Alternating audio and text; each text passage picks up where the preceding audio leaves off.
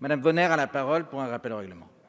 Monsieur le président, monsieur le ministre, madame la rapporteure, mesdames et messieurs les députés, chers collègues, les générations futures vous regardent et vous tiendront pour responsable d'avoir, texte après texte, enfreint les principes constitutionnels et les valeurs de notre démocratie.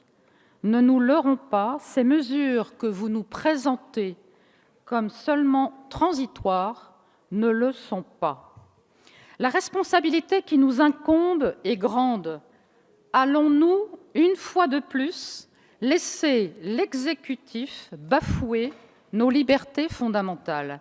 Allons-nous céder au climat de peur infusé depuis plusieurs mois maintenant par le gouvernement? Car oui, ce texte n'a d'autre finalité que de faire dériver notre État de droit vers des territoires inconnus et dangereux. Car oui, ce que nous craignions lors du précédent projet de loi examiné en juillet est une réalité. Ce régime a vocation à perdurer et à s'inscrire de manière indélébile dans le droit commun. La Défenseure des droits l'a rappelé le 23 septembre. L'exception ne saurait et ne doit pas devenir la règle. Or, nous observons désormais de manière manifeste et répétée que nos droits et nos libertés sont atteints par plusieurs mesures indiscutablement disproportionnées et injustifiées. Vos annonces, j'aurais aimé que d'ailleurs Olivier Véran soit toujours là, parce que je voulais m'adresser à lui, mais enfin Adrien Taquet, tu tentes de le remplacer, j'espère à la hauteur de ce que tu pourras Moment et de faire. rigueur, mes chers collègues. Vos annonces, monsieur le ministre, ce même 23 septembre, vont dans ce sens. Le classement de la métropole Aix-Marseille et de la Guadeloupe en zone d'alerte maximale correspond à un confinement de la population à peine dissimulé. Les Parisiennes et les Parisiens devraient connaître dans les prochaines heures le même sort. Amnesty International, dans son rapport publié le 29 septembre, dénonce explicitement l'attitude des autorités vis-à-vis du droit de manifester. Le droit de se réunir pacifiquement est désormais anémié du fait des restrictions post-confinement qui ont été instituées. Le gouvernement entretient toujours un climat anxiogène et culpabilisant. Nous pouvons donc légitimement nous demander si la situation sanitaire n'est pas devenue le parfait prétexte pour restreindre durablement nos libertés. Les restrictions qui nous sont à chaque fois présentées comme temporaires investissent au contraire de plus en plus insidieusement notre quotidien. Notre démocratie se porte mal et elle ne s'exprime plus dans les urnes, encore moins dans la rue. Vous empêchez les gens de se réunir, les mobilisations étudiantes de se structurer. Vous touchez la France dans ce qu'elle a de plus précieux et laissez une partie de ce qu'elle est s'éteindre. L'éducation est un droit constitutionnel et pourtant bon nombre d'écoliers ont déjà dû quitter les bancs de l'école à nouveau. 2,8 millions d'étudiants ont aujourd'hui à subir une crise qui n'est pas la leur. Bon nombre d'entre eux sont condamnés à rester derrière leurs écrans. D'autres ont été empêchés de trouver un job d'étudiant cet été.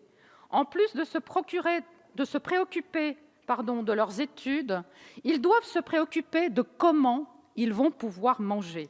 Ces conditions ne sont pas dignes de notre République. Notre pays ne peut plus supporter cette banalisation durable de l'état d'urgence.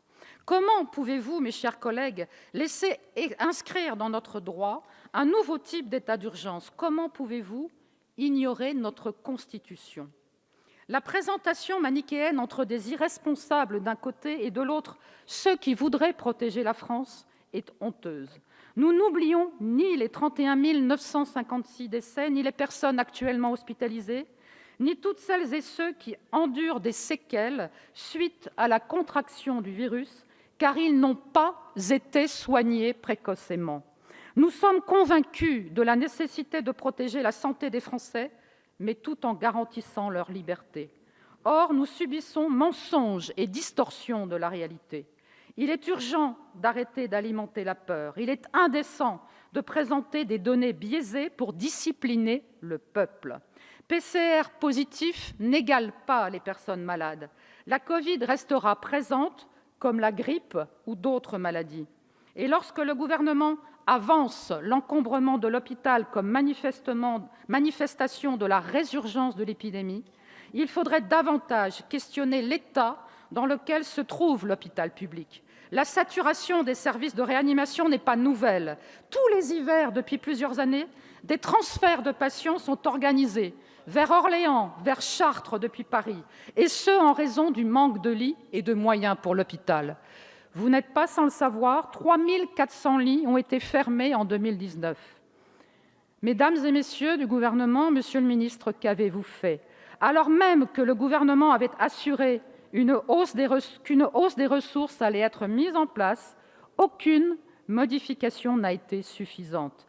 L'incurie du Ségur laisse tous les professionnels du secteur de la santé et l'hôpital à l'abandon. Toutes les lois et mesures d'exception depuis mars doivent être abrogées. C'est pourquoi le groupe Libertés et Territoires, qui s'attache à veiller au respect des libertés fondamentales, votera contre ce projet de loi. Je vous remercie. Madame Bonner avait demandé la parole et après nous entendrons le ministre et nous voterons. Merci, Monsieur le Président. Alors, je voulais reprendre la parole parce que j'ai entendu quelques énormités dans la bouche de certains. J'aimerais commencer par reposer une question à Monsieur le ministre qui a cité différents territoires, différentes villes et qui n'a pas cité Marseille, à juste titre, parce que les hôpitaux à Marseille n'ont jamais été saturés, parce qu'il y a toujours eu des lits disponibles dans les services de réanimation et dans les services de soins intensifs. Parce que j'aimerais préciser devant la représentation nationale que les critères passent leur temps à changer et qu'aujourd'hui, dans les services de réanimation, la prudence de certains confrères, et on peut le comprendre, les hôpitaux sont tellement à bout de souffle qu'ils mettent aujourd'hui des patients qui ont simplement besoin de 3 litres d'oxygène. Qui, pour quelqu'un comme moi, qui ai fait bon nombre d'années de réanimation avant de m'orienter vers la psychiatrie, je peux vous dire que 2 ou 3 litres d'oxygène, c'est du jamais vu. On n'a jamais mis ce type de patient en réanimation. J'aimerais aussi repréciser que oui, le virus a muté, que oui, le virus, il circule plus vite, moins vite, j'en sais rien, on n'est pas capable de mesurer la vitesse de circulation, si ce n'est par des modèles mathématiques totalement erronés depuis le début. En tout cas, ce que je voulais préciser, que ces mutants viraux sont aujourd'hui nettement moins virulents et que les tableaux cliniques n'ont absolument rien de semblable au début. Et j'aimerais terminer, alors je sais que je suis une affreuse complotiste, mais regardons l'ensemble des pays européens, très proches de chez nous, simplement la Belgique, qui va réautoriser à partir de la semaine prochaine le traitement par azithromycine hydroxychloroquine.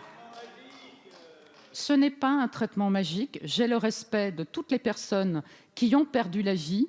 J'ai le respect de tous ceux qui ont pu être soignés avec ce traitement. Donc arrêtons de continuer à dire qu'il n'y a pas de traitement. Et j'aimerais terminer peut-être par un scoop, parce que ça vient de sortir.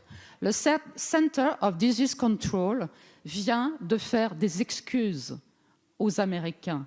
Le masque ne sert strictement à rien, mesdames et messieurs.